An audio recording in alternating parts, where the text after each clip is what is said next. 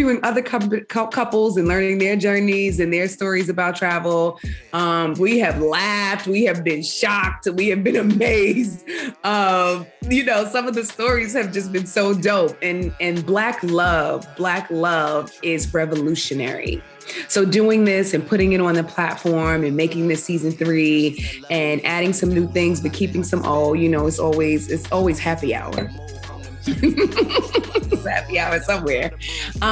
Keeping to the core of what Travel Tuesdays happy hour is, but letting people add their spouses or their significant others that make their travel experiences.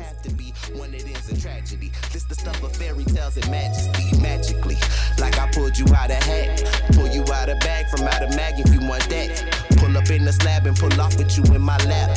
Top down. Welcome to Travel Tuesday Happy Hour, where we interview dope people doing dope things from around the world. Mm-hmm. And you guys have followed us all the way to season 3. Yes. As you can see, I'm not alone here. Season 3 is about couples and couples goals. Mm-hmm. It's about Black love. Mm-hmm. And, who best but my better half to join me in this season. And I tell you, this season's been amazing and recording it with this amazing woman because she asked questions that I didn't remember to ask. Well, so, 2 is better than 1 in this case, right? Mm-hmm. So please introduce yourself and tell the people who are you and who will you be? I am Jacqueline Jackson, better known as Jackie, soon to be Mrs. Benjamin. I'm Paige's fiance, and we are getting married very, very soon. By the time this, no. Okay. Anyway.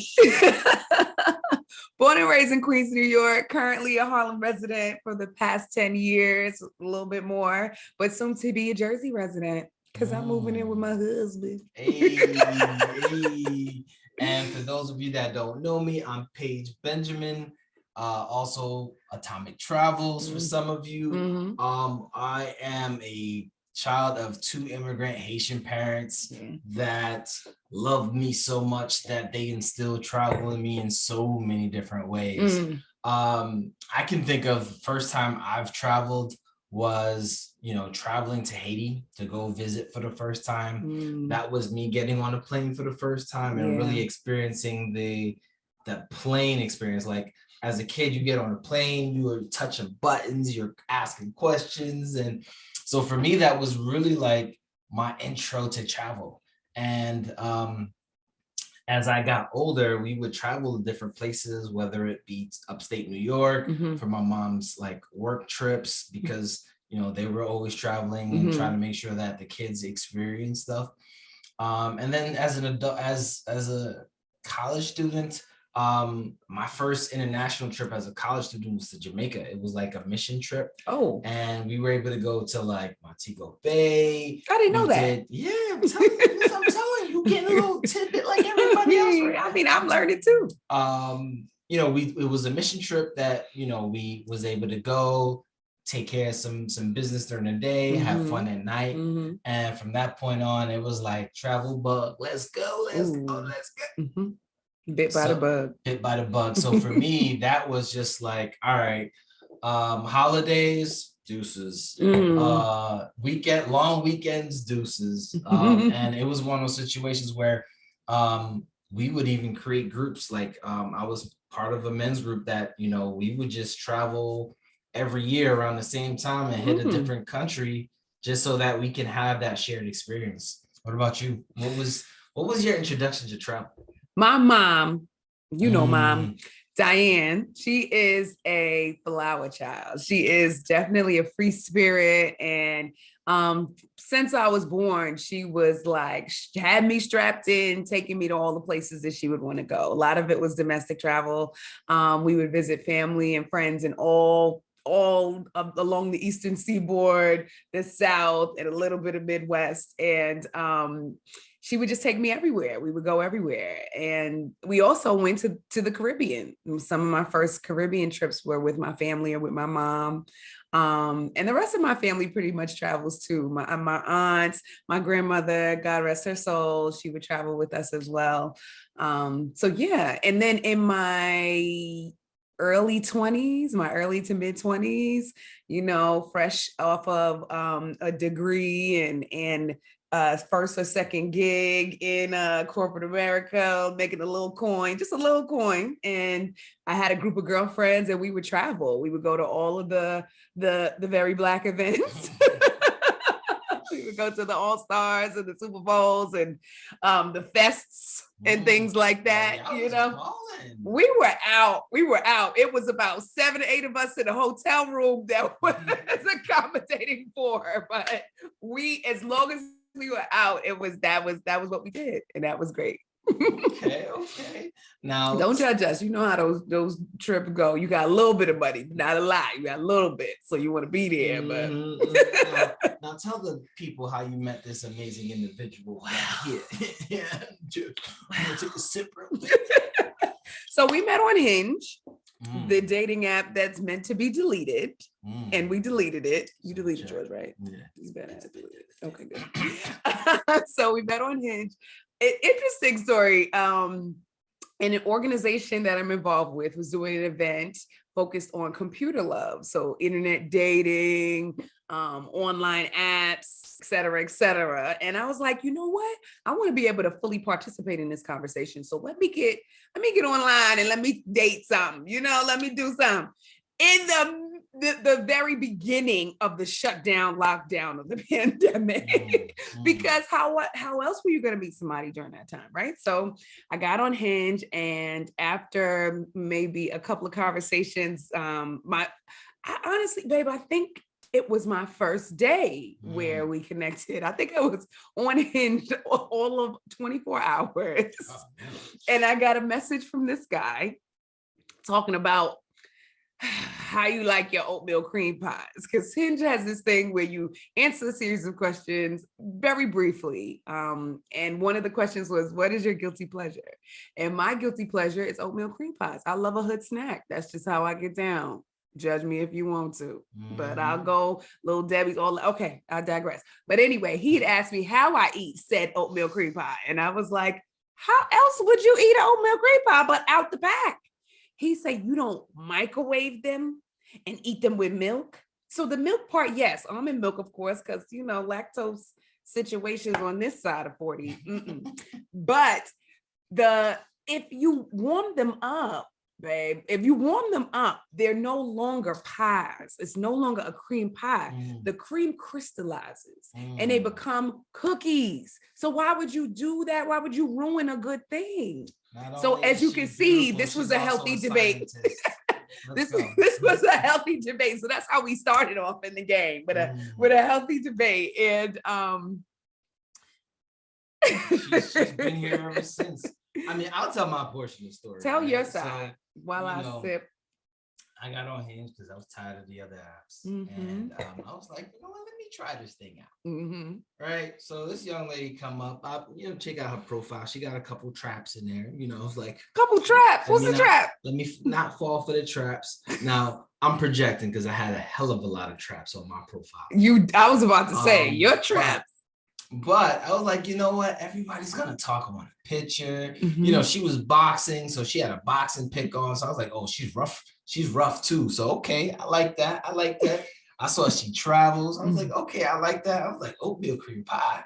See, not all of this was on Hinge. Listen. He went and did recon. He went to the IG page. He went deeper into. Without a check, right? I'm gonna just say, Hinge gives you the opportunity to do your necessary research. Okay. So, but yeah, so, I saw oatmeal cream pie. I was like, everybody's going to glance over that because nobody understands the magic of oatmeal cream pie. They're so magical, aren't they? And so, the best thing. The blasphemy was, how else do you eat oatmeal cream pie? Like there was only one way. So from that point forward, it was, hey, let's get off this app. Let's start chatting. Let's video time now. Let's be honest. He was so aggressive with the get off the app. He was like, let's video chat. I'm like, it's a pandemic. I have no eyebrows on, no mascara, nothing. I can't just be willy-nilly video chatting. Listen, I want no Will Smith in the basement during an earthquake type of scenario and have it doing this and plucking off nails. I was like, look. He was like, now, let's do it. Let's do it now. I like I natural. You know how they say, ladies, you know how they say, I like you natural. I want to see you the way you are. And look, I'm still here. You know, I got to see the true pandemic version of her. You know what I mean? It would have taken me months to see the true pandemic version. This is true. This is true. This was one of the benefits of developing and cultivating a relationship during a global pandemic. We went straight to the real. Oh yeah. It was no jokes. You know, shot my shot. It was a little aggressive. Like, look, we need to move forward with this. Let's see where this is going. And then, you know, power couple to be. I mean, you know what I'm saying? It's happening. It's happening. And so one of the things that I loved about her was the fact that we both had the love of travel. Like, so much so that like that previous year we were both in Ghana at the same time. At all the same events. And I was like, hold up, you was at Dutty Rave, you was at Afrochella, you went to Elmina Castle. I did. I was like, oh, we done crossed paths like 50 times. We did. It didn't even know it. She lives in Harlem. I'm from Brooklyn. I used to frequent Harlem all the time. So I was like, oh, we done. And we probably went to a lot of the same events here in Harlem. She's a socialite. I'm not. So I mean, you probably were there and just was kind of in the background. But even the boat ride, the Q boat ride in Pittsburgh. I might have been there a time or two. Ask somebody.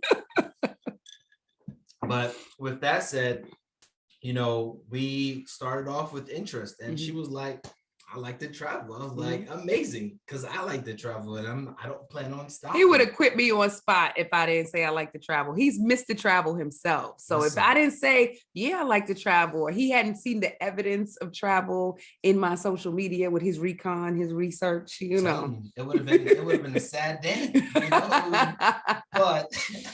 But we did agree. All right, well, we're gonna do as much traveling as we can, and that literally led us to our first trip. Our first trip together was Atlanta. Yeah. Our first trip was we went to Atlanta to visit family.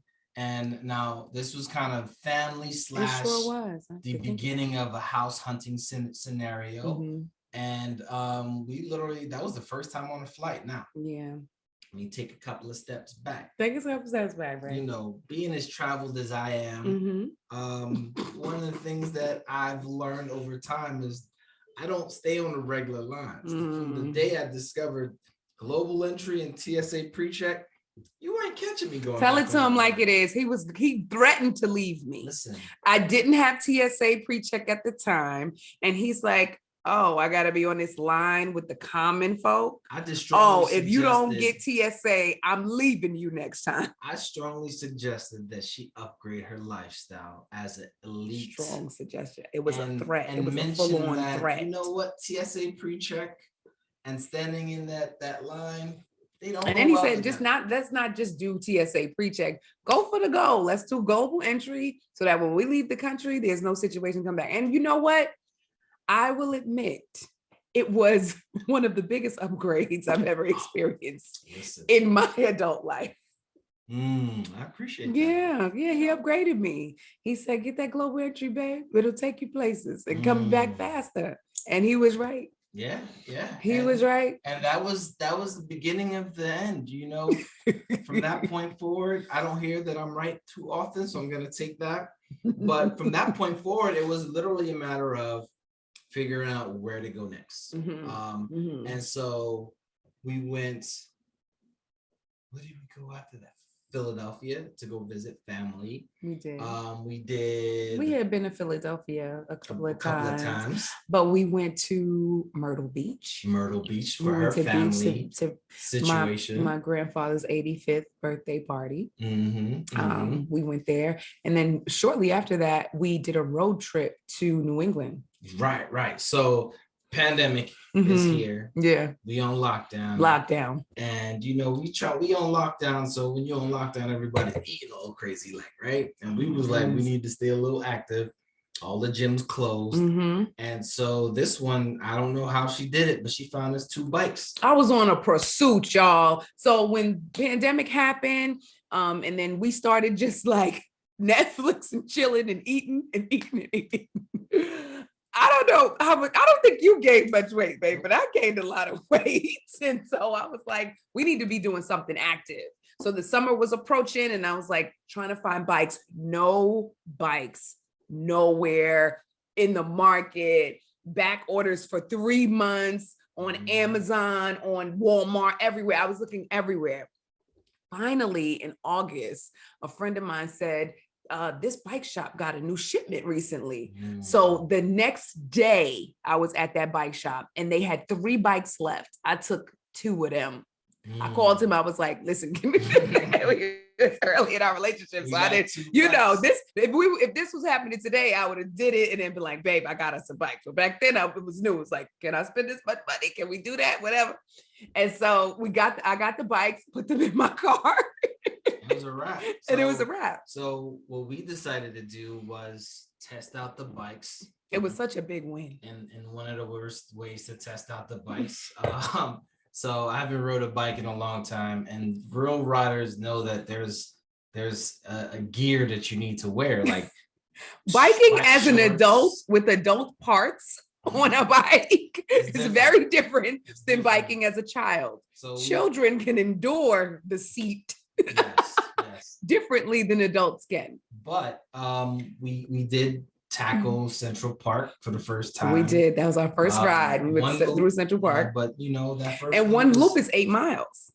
So we did 8 miles our first go. Then we did it the next day and the next day. And we was like, you know what? This could be our new life. So she was mentioning going to New England. So the first thing we decided to do was let's go on a road trip, bring the bikes with us. And at that point, and I know you say you're not a planner, babe, but what he is safety precautional measure expert. So there was a hitch for the bike rather than what I did. I threw them in the back of my truck. He was like, no, we need a hitch for the bike so that the bikes can ride safely. We also need some gear. We need lights on the bike that flicker. So just in case we're riding at night, people can see us. We need cushioned seats. We need cushioned seats, and not only cushioned seats, we need cushioned shorts. So we sit on the cushioned seats wearing our cushioned shorts so that we don't have the same experience that we did the first time. Oh, it was so bad the first time. But yeah, so that goes to my organization, which was the lack of discomfort. But her organization, I learned from her, she's like, look, we're going to do this way. We're going to do that way. We're going to do it this way. She literally had Aruba planned out for what? We stayed at 2 different locations. Even with going to New England, she made sure we had the location down packed, the places we were going to go eat, because she realized that Maine had nothing but restaurants and seafood. So goodness. I learned she's a planner. She likes to plan. Portland had so many restaurants to choose from. I got recommendations from friends who are from Portland or from Maine. I went online and saw places to stay, but then also places to eat. Remember, I actually looked up the wrong Portland at one point. I was searching so much. I didn't even realize that it was saying Portland, Oregon. I was like, babe, this hotel is fabulous. He was like, it sure is, but it's not where we're going.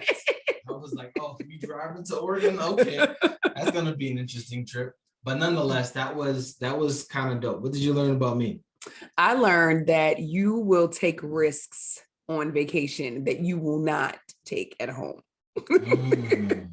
You will say, and my babe says no. Initially, no is always his first response. Babe, let's go on a hike. No. But then look who's getting ready, putting on his clothes, his gear to go on a hike. Babe, let's go. The only thing that I didn't have to convince you to do is jet skis. Oh, yeah. Jet skis is something that but not the daredevilish way. He's going to remain very safe. He's not doing figure eights and standing up and all of that stuff. But he will do it. So the one thing I look forward to when I travel is clean water, right? Yes. Talking about blue sea water, ocean water, just like nice little water. So you saying you weren't taking risks? We was in Virginia Beach. We were at Myrtle Beach. And if you saw the water, you would be as cautious as I was too. But nonetheless, I'm a cautious person, and I will take. He is very cautious. He is very cautious. He keeps us safe. I'm the risk taker. I'm the let's just do it. Let's jump into it. And he's like, hold on, let's think about this for a second. That's also what I learned about you too. Like you are really calm in chaotic situations. He remains calm. Now, anybody that knows me, and those of you who are just meeting me, welcome to the world of Jackie. I am highly emotional, high energy, and I'm affected. I'm easily affected, whether it's positive or negative. But him, even in the most crazy situations, he remains even what do you call it? Temperament, calm, rational, and is working to ease and calm the situation so we get back to normal. Yeah. I've learned that about you. We got to balance this out. When you go up here, I got to, kind of maintain us in the middle somewhere. So what have you learned about me from traveling? I already talked. You just ready to go. You ready to experience everything. She's ready to jump in the water. I am. She's like, I want to try this, and this. We will have a full table of samples just so that she has everything that she wants to try out. I do. I enjoy those. We both like food. Why not? Right? Yes. So what inspires you to continue to travel? Oh, that's a good question. So what inspires me is, let's just keep it real. We lead very busy lives. I thought I was busy until I met him. This man does not stop working. He has 18 jobs and all of them are demanding and require his attention. I have jobs that are really intense and don't stop. It's not a 9-to-5 situation. So it's always something, it's always a problem to fix. It's always an issue to resolve. It's always a process to enhance in all the things that I do. And so travel, when I'm home, I'm always thinking about what's the next thing I have to do? What's the next thing I have to do? But when I'm traveling, I'm very present. So what keeps me traveling is the opportunity to be present. Can you imagine? And so it's very, if you can think about that in terms of like what it really does for someone to be present is to be calm, is to be peaceful, it's stress relieving, it's therapeutic. It's therapeutic, like that's what it is. I also like experiencing new cultures and new foods. Or old foods, good foods.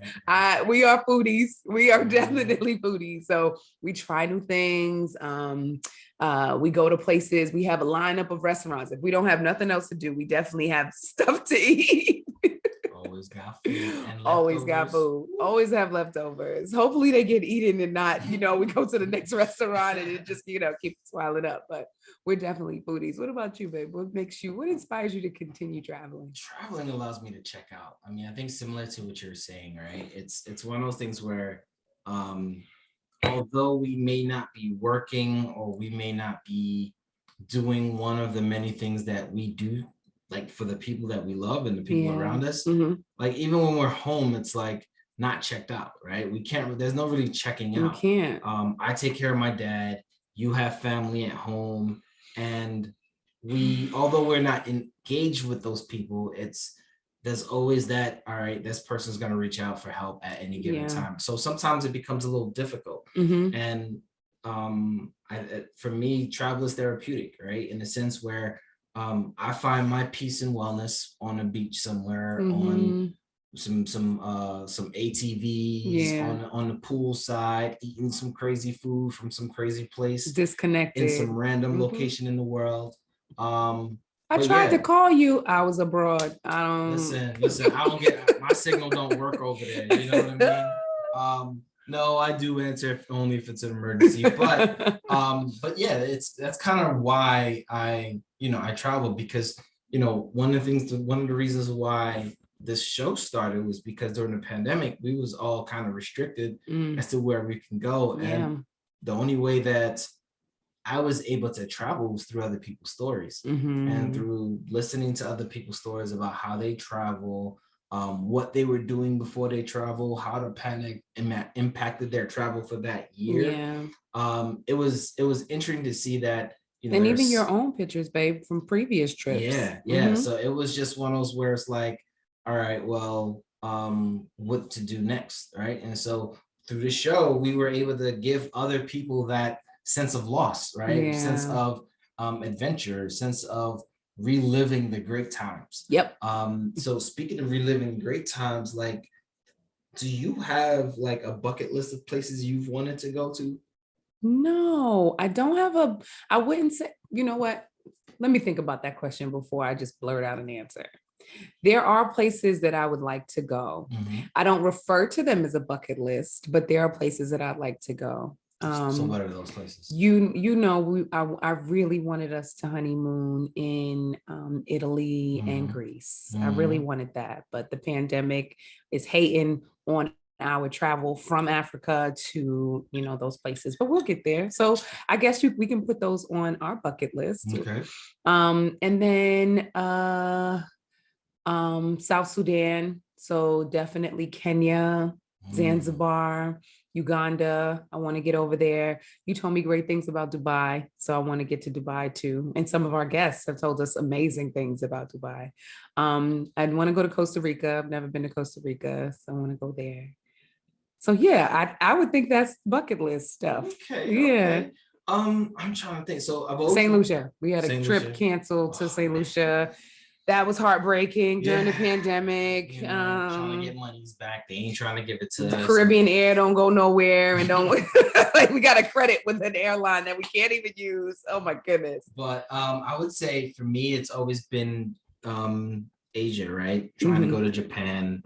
I want to go to Singapore. So Crazy Rich Asians is one of my favorite movies. And Mine so too. I definitely want to go there. She mentioned Dubai. I want to go to Dubai. And that's really it. Like, just the rest of the world, literally from that point forward. So I think since we don't have our bucket list together, we just going to add lists together. We're just going to go. We're going to go to all your places. We're going to go to all my places. We're going to go. There you go. So what's been your most memorable moment thus far traveling? My most memorable moment or my most memorable trip is easy because that's Haiti for a lot of different reasons. The ups and the downs of Haiti. It was one because both of his parents are from Haiti and they've become instant family for me. His mom and dad have both welcomed me into their lives in a way that I couldn't even imagine that fast. And so to see where they were born and raised and to see where the country he calls home, that was amazing enough. Just to fly there and land there was enough. But then to go to so many beautiful places, riding through Port-au-Prince was really beautiful. And it reminded me of a lot of African villages that I visited, other Caribbean places, just the connection of, because growing up in New York City, we get a lot of exposure to a lot of international people, people who have ventured out and migrated from different countries. And so there are places that have better reputations and places that don't have great reputations. And Haiti is one of those places that it was great to see in person and just squash all of the negative stereotypes about what it means to be in Haiti. And then we had this amazing journey. Amazing is both great and not so great. It's an incredible voyage from Port-au-Prince to South Haiti, the south coast of Haiti, and then to travel on a boat to Île-à-Vache. Now, at the time, it was like being in one of those. What is that movie with Harrison Ford? My grandmother used to love those. No. You know what I'm talking about. Indiana Jones. It was like traveling. You had to have your stuff with you. You had to like make sure you were safe. We were on a boat holding our own bags, heading to it was so many ups and downs. And then there was civil unrest and there were protesters that had blocked off a street or blocked off a main road. So we were blocked and stopped for maybe about 4 hours. And that's added to an already 6-hour trip. So it made it a 10-hour journey from the hotel just to get to the boat, to get to Ilavash. But all of that was still worth it when we got to this beautiful island and we stayed at these cottages. We had our own private cottage that was on the beach, basically. Like you step down off of your front porch and the sand was right there. And the beach, the actual water was maybe 10, 15 feet out. It was amazing. And what I love most about it too is when we came home, he tells everybody, I took her home. So just to hear that, like, so yes, most memorable, hands down, was Haiti. What about you? I mean, she answered. If I add any more, we're gonna go into a 2-hour mark. You know what I mean? No, I mean that experience. So, Ilavash, traveling to Ilavash was actually my first time going to Ilavash, right? I honestly didn't know Ilavash existed until this trip. So this was a new for me. But like she said, like taking her home was really important because at the end of the day, and this also kind of reflects with why I'm doing Travel Tuesdays is sometimes we have to control our narrative, right? And if all that is put out there is the negative visibility, the negative messages of Haiti, no one's ever going to really go. So having her go and then come back and have these amazing stories means the world because it shows people that it's not what is put out there about the country. Right. So that, and the whole keeping my head cool under pressure or under certain pressures. Biggest example was there was civil unrest and there were some very dicey moments, and I will say thank you to Black World Travelers and Gravel World and Ooge Cliff. You really made sure that every step of the way people felt safe. Every step of the way we were informed when we needed to be informed. Made executive decisions on behalf of the group to keep us safe. Listen, we had a free day that wasn't planned, but it was better off than going on. Wasn't it so good? We bust everybody's ass in spades. We played some spades. We did. And if y'all want some more, come get some. Come get some. You know how we say it. You know what I mean? But that was definitely a dope experience because we met a bunch of new people. And that's the other thing about travel is I do group travel because I'm lazy in planning. But in group travel, you meet a whole bunch of new people of like mind. And hopefully like attainment.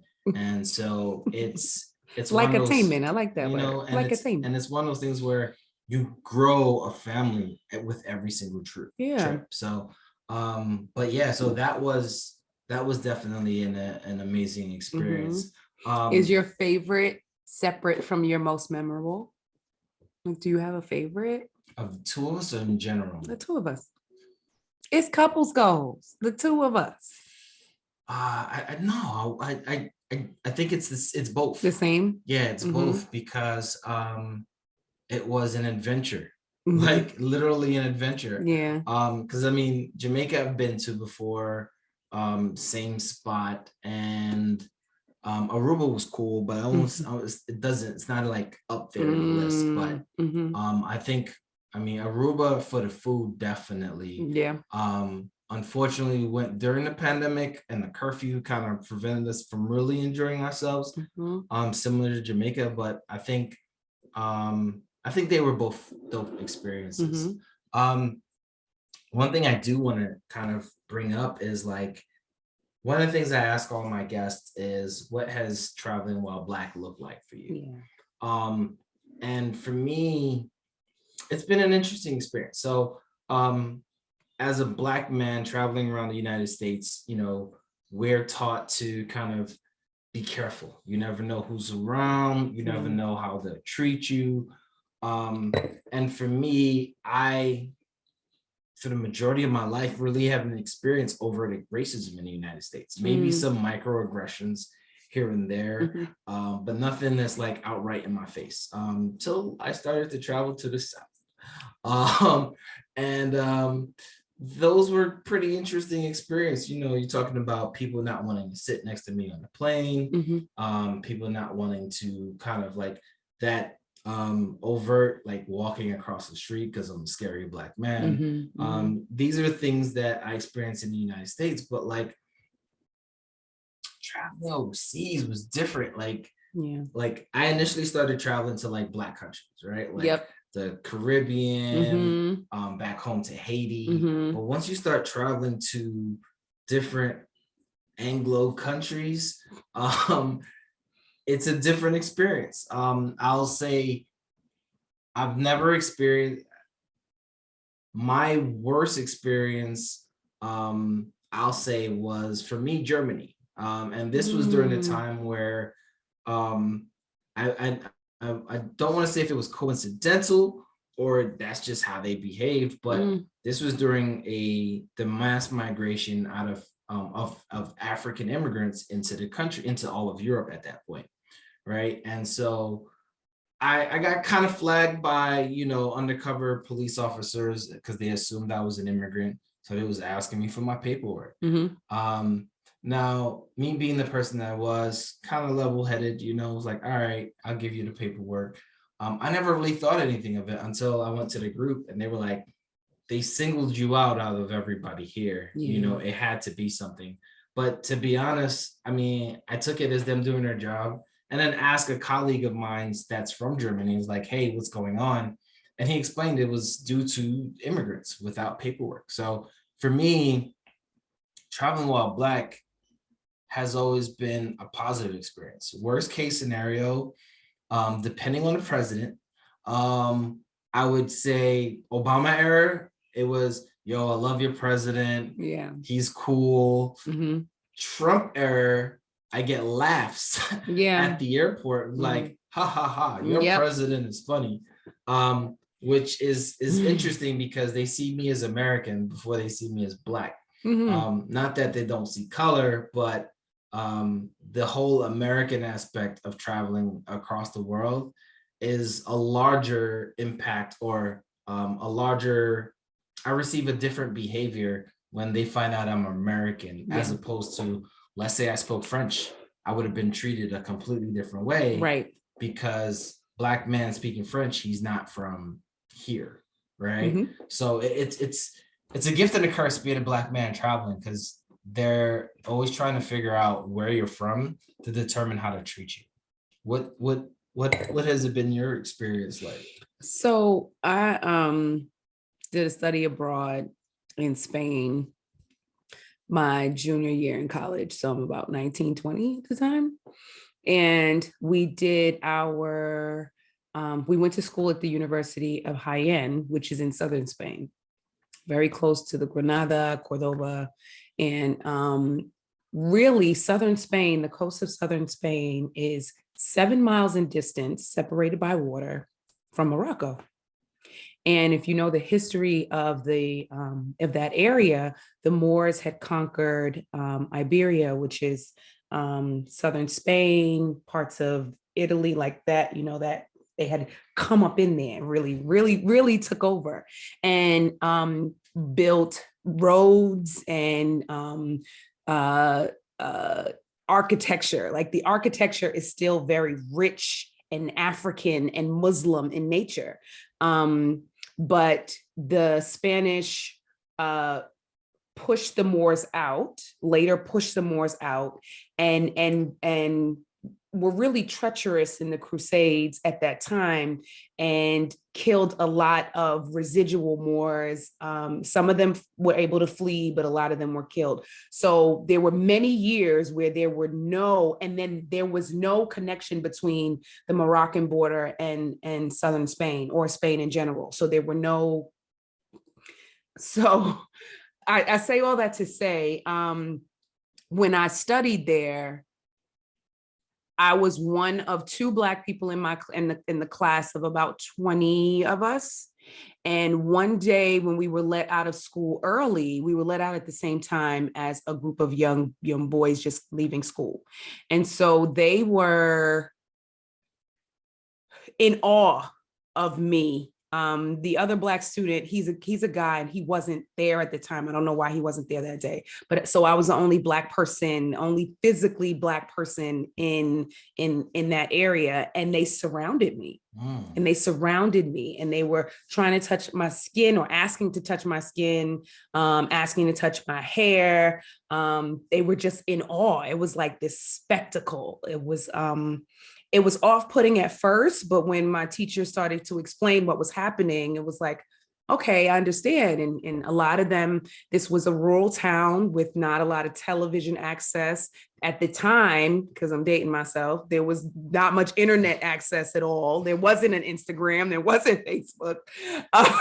So they didn't have the exposure. So this was, for them, their first exposure in person of a Black person. Later, so that affected me to the point where, I guess in my later 20s, I just decided I was only going to places where there were predominantly Black people. I didn't enjoy that experience as much as I was gracious at the time and very humble and embraced it at the time. I did not want to be a spectacle in another place. So I avoided, I didn't go back to Spain. I didn't go back to Europe until maybe 10 years later. So I stayed in the Caribbean, basically primarily the Caribbean, and other parts of the United States and Canada. So it affected my decision-making in terms of where to go. That experience affected my decision-making. Okay. And at that point, so now that I'm here, you know what I'm saying? This is about me. I mean, it's about us. How has that experience changed? Well, it's changed because I want to see places through your eyes. I want to see how you see things. And I think between the two of us, I'm the most militant Black power, pro-Black. I only want things to be Black. But you see beauty. You see scenic beauty. You see cultural beauty. And I think that is going to be what guides us in terms of where we choose to pick our destinations of where we go. And I'm excited about that. Okay. Interesting. Yeah. We did decide to get married in Africa because I wanted to get married in Africa. He wanted to get married in South America. Thank you, baby, so much for. I don't know if I've ever officially thanked you for letting me have the destination. Exclusive. I'm just telling y'all, I've been waiting for this. But from here on out, everything doesn't have to always be Blackity Black. We can appreciate other cultures. There you go. And for me, it's interesting to see how people see me now, right? So before it was, all right, this Black guy, right? But now it's just like this man and his woman, which I've come to realize is a completely different approach in how they talk to you. You know, we've talked to guests this season, and you know, they've had some interesting experience about how they're seen together. And that's the amazing thing is, you know, the world is actually prepared to see a Black man and a Black woman together and aren't fearful of them. And I think that's something that man and wife is less intimidating than man by himself. Right. You are less of a threat to other cultures, other ethnicities. There is a genuine, real fear of non-Black people, of Black men specifically. And something about you being with a Black woman makes that softer. It makes you softer. It makes you more approachable. Just don't try me. Just don't try him. Do not try him. So we started with how I was an experiment during the pandemic and we survived the pandemic. Yes. High five. There you go. We survived the pandemic. We did. How has life changed for you? Like, what's the new norm that we're trying to find, like with mask mandates, with travel restrictions? Like, what does that look like for you? Because I mean, we go from working from home to hybrid to, I don't know what whatever this is now. So like, what's your new normal looking like now? My new normal is more freedom. It really is. Because of a nudge from you, I quit my job and I was in a very structured corporate retail industry. And so I am now in nonprofit, which what that means is 100% of my time is spent empowering my community. And the pandemic has afforded even the nonprofit industry the knowledge of how well we can function if we don't report to an office, or even though we're not reporting to an office. So working from home has been, I know this is not new to you. You've been working from home way before there was a pandemic, but the concept of working from home and being productive from home has changed my life. And I also run a nonprofit organization that promotes positive self-esteem and self-images amongst youth of color. And we used to meet in Black-owned, Black-operated spaces in Harlem.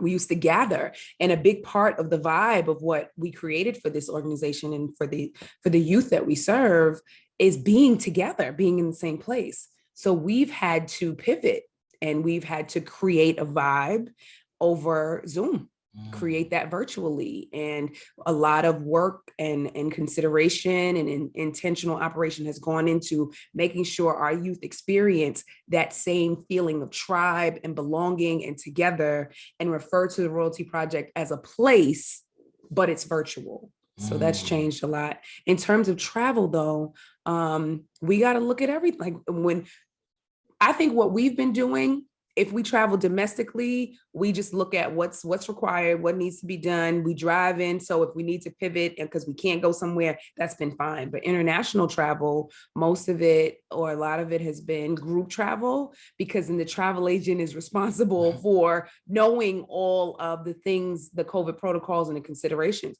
But when we do things on our own, like when we went to DR with your parents, we had to make sure we knew where to get tested, where to go, what to do. That is the new normal. The new normal is not bouncing around. I think both of us had done a lot of, okay, since we're going to get on a flight, we might as well make the most of it and go to 3 or 4 different countries.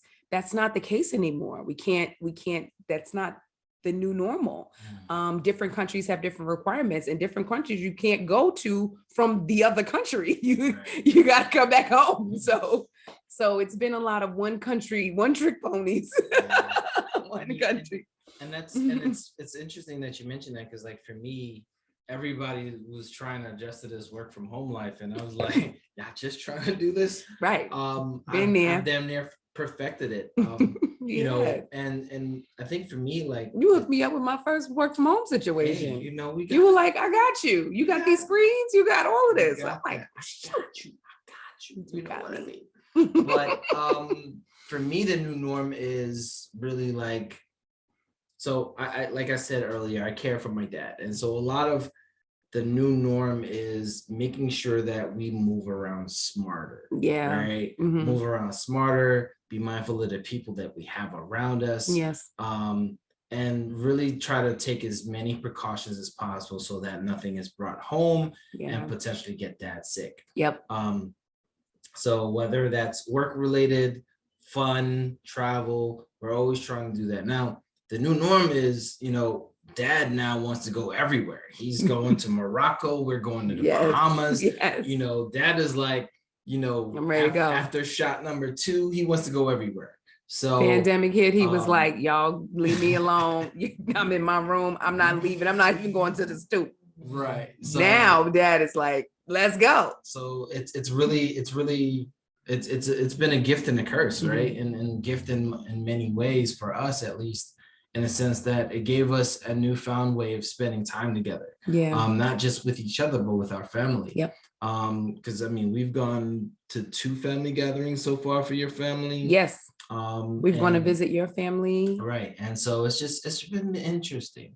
I will say, I have some tips for those of you that are looking to start traveling. Yes.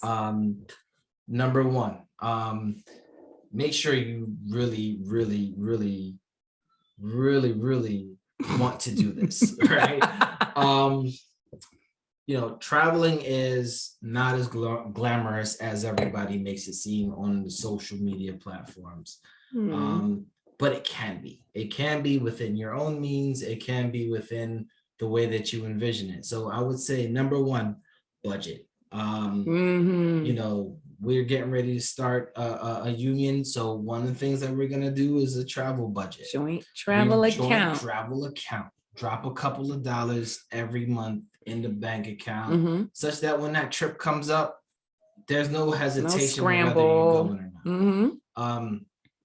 Two, find you a travel agent, a travel group, or somebody that just likes to book the travels for you, and utilize that to the umpteenth level. The pros or cons of that is really, pros for me are all the logistics are taking out for me. They're determining what the COVID requirements are. They're getting the accommodations put together. They're getting the excursions put together. And then on top of that, they give you a payment plan if you're not ready to drop the whole load on the trip. And then lastly, I will say is go with zero expectations, except for the fact that you're gonna have fun. That's a good one. Right? I think a lot of people look at going to places like Haiti or Ghana or some of these other places of being first world type of experiences. First world, being like here. Right? Being like here. Yes. Okay. So they're not, right? Now you paid for first world experiences.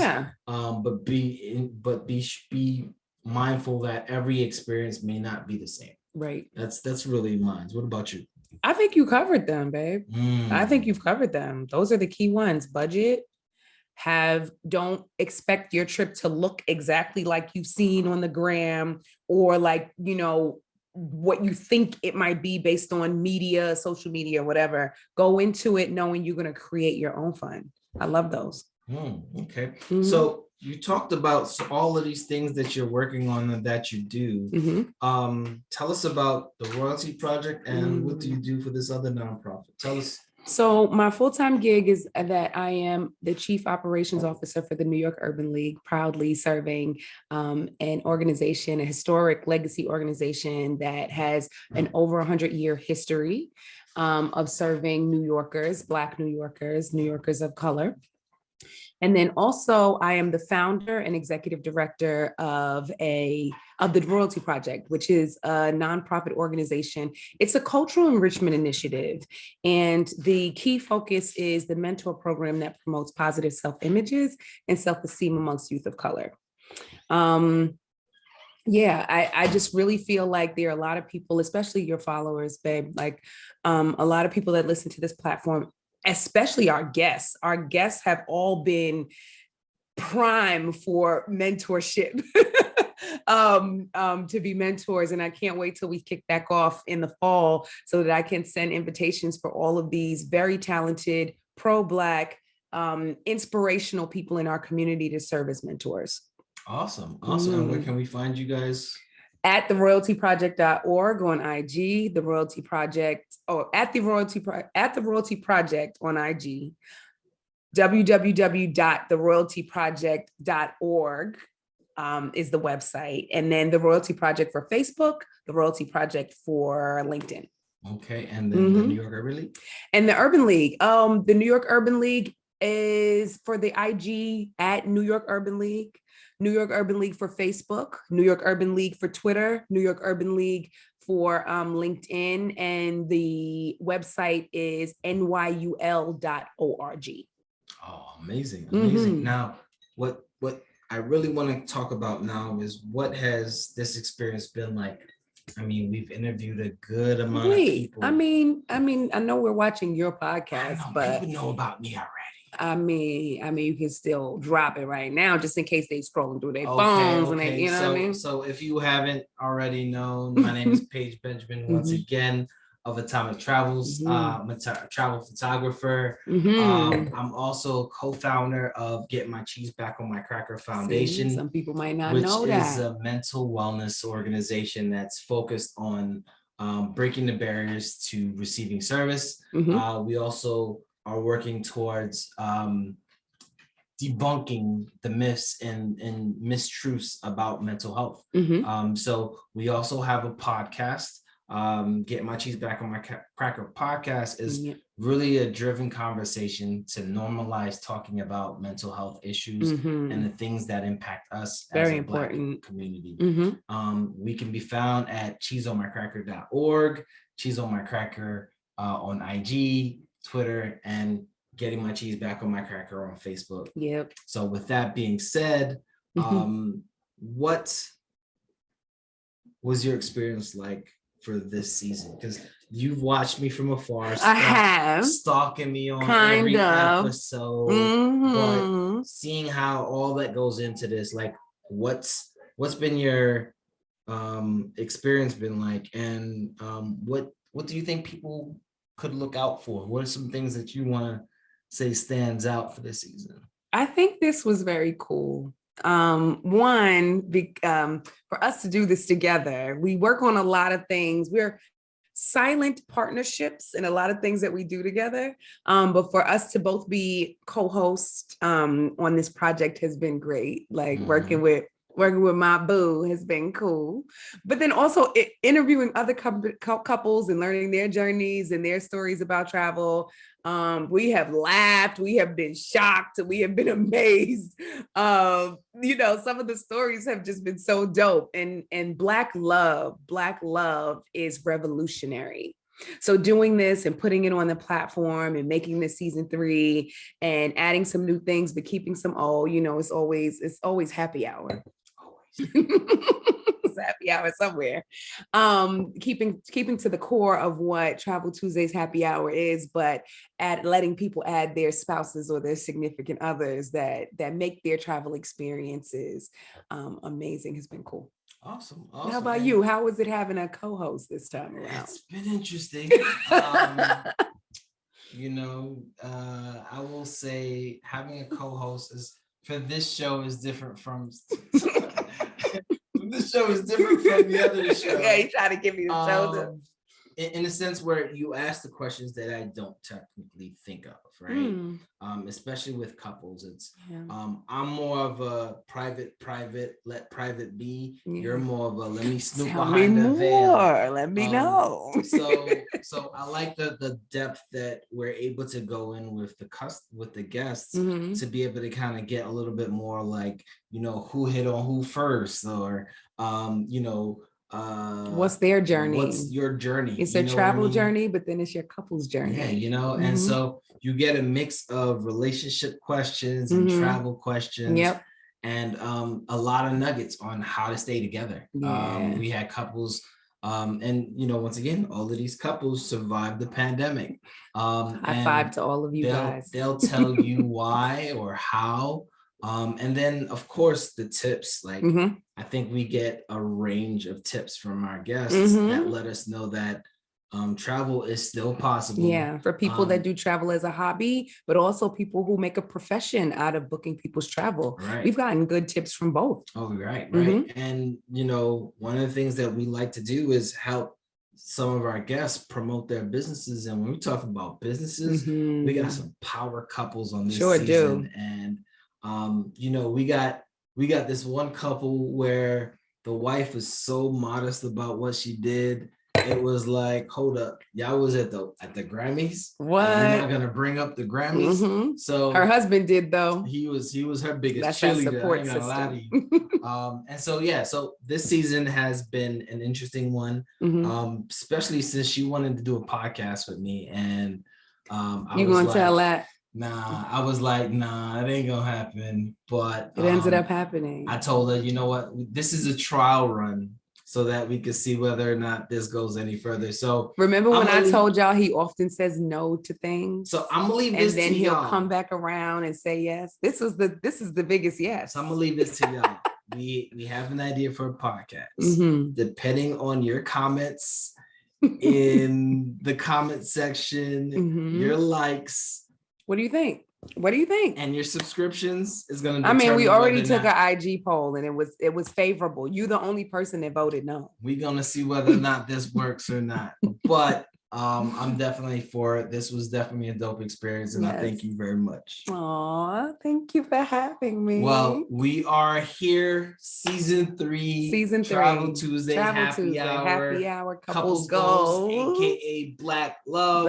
What you will see is we got some amazing new looks. Yep. We got a new logo. Yes. For the podcast. We got a new logo for Atomic Travels. And we're about to have a new website up and running so you guys can catch up on all the past episodes, see where we've been this past year, and really take the time to get to know us a little better. So with that being said, stay safe, continue to travel. Peace.